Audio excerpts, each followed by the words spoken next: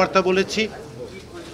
এর একটি হচ্ছে প্রধানমন্ত্রীর মেয়াদ, আরেকটি বিষয় হচ্ছে সংবিধান ও রাষ্ট্রের মূলনীতি প্রসঙ্গ।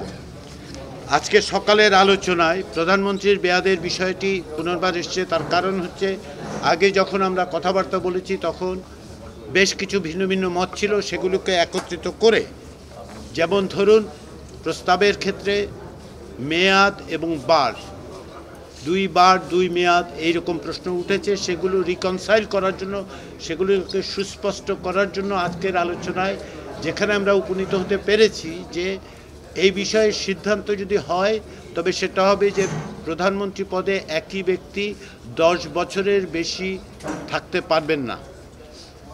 এই রকম একটা জায়গায় আসার পরে আমরা কিন্তু এখনও ঐকমত্যে পৌঁছনি। আপনারা এইভাবে লক্ষ্য করুন যে এই আলোচনার পরিপ্রেক্ষিতে 3টি দলের পক্ষ থেকে বলা হয়েছে যে বিষয়টি নিয়ে তারা পুনর্বিবেচনা করবেন, তারা এই জায়গাটাতে কিছুটা ভিন্ন মত পোষণ করেন এবং তারা তাদের নীতি নির্ধারকদের সাথে গিয়ে আলাপ আলোচনার মাধ্যমে ফেরত আসবেন। কিন্তু পাশাপাশি তারা এটাও বলেছেন যে যেহেতু এর সঙ্গে তারা মনে করেন এর সঙ্গে অন্যান্য বিষয়ও যুক্ত, যেমন এনসিসি গঠনের প্রশ্ন যুক্ত, উচ্চকক্ষ কিভাবে তৈরি হবে সেই প্রশ্ন যুক্ত, এই সমস্ত বিবেচনার কারণে তারা বলছেন যে প্রধানমন্ত্রীর মেয়াদের প্রশ্নটি ওই আলোচনাগুলি সংশ্লিষ্ট বিষয়গুলোর সাথে আলোচনার সময় তারা আবার এটা উপস্থাপন করবেন।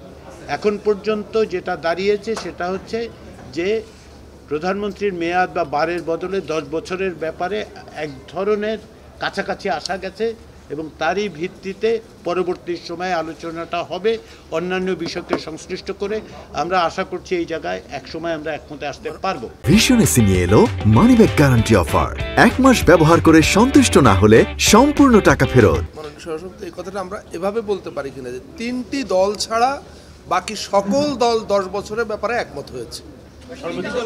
সর্বোচ্চ এক ব্যক্তি, বিএনপি, এলডিপির একটি অংশ এবং এনডিএম, এই 3টি রাজনৈতিক দলের ক্ষেত্রে বলা হয়েছে তারা ভিন্ন ভিন্ন কারণে তাদের মতভিন্নতা আছে, সকলে একত্রে নয়, এটা মনে রাখবেন যে 3টি দলের অবস্থান 3 রকম এই বিষয়ে।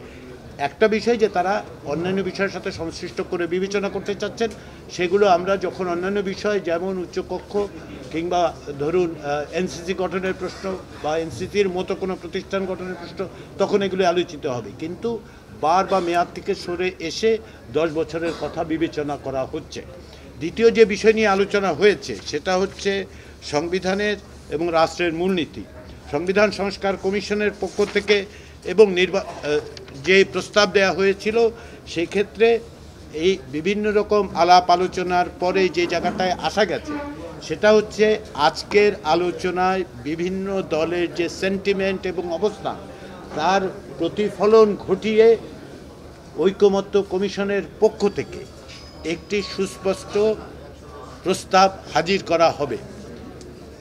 যে আলোচনাগুলো হয়েছে তার রিফ্লেকশন, তার প্রতিফলন ঘটিয়েই একটা নতুন প্রস্তাব আনা হবে, যাতে করে এই যে সাম্য, মানবিক মর্যাদা, সামাজিক সুবিচার ও গণতন্ত্র সংবিধানে যুক্ত করা, উল্লেখ করা কিংবা অন্যভাবে সংযুক্ত করার প্রশ্নটা তখন বিবেচিত হবে। এইটা ঐকমত্য কমিশনের পক্ষ থেকে একটা সুনির্দিষ্ট প্রস্তাব আনা হবে যা লিখিতভাবে, যেটা আসলে আজকের আলোচনাকে রিফ্লেক্ট করে, সেইভাবেই আলোচনা অগ্রসর হয়েছে।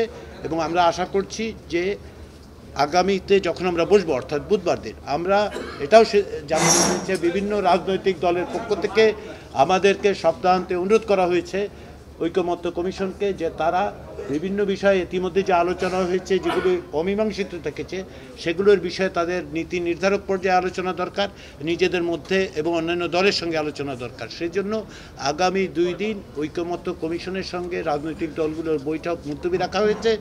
বুধবার দিন আমরা সকাল 10:30টায় মিলিত হব এবং তারই মধ্য দিয়ে আমরা অমীমাংসিত বিষয়গুলো মীমাংসার পথে অগ্রসর হতে চেষ্টা করব। ঠিক আছে, সবাইকে ধন্যবাদ। আমি প্রশ্ন নিচ্ছি না এই কারণে আজকে যে এতে করে রাজনৈতিক দলগুলো অপেক্ষমান থাকেন, তাদের জন্য কথা বলার সুযোগ সীমিত হয়ে আছে। ফলে আমি আশা করছি যে আপনারা এর মধ্যে থেকে যেগুলো আলোচিত হয়েছে সেটা একটা ধারণা পেয়েছেন এবং আমরা যখন আবার বুধবার মিলিত হব, তখন এর চেয়ে সুনির্দিষ্ট আরও কিছু বিষয় আমরা হয়তো বলতে পারবো। সবাইকে ধন্যবাদ।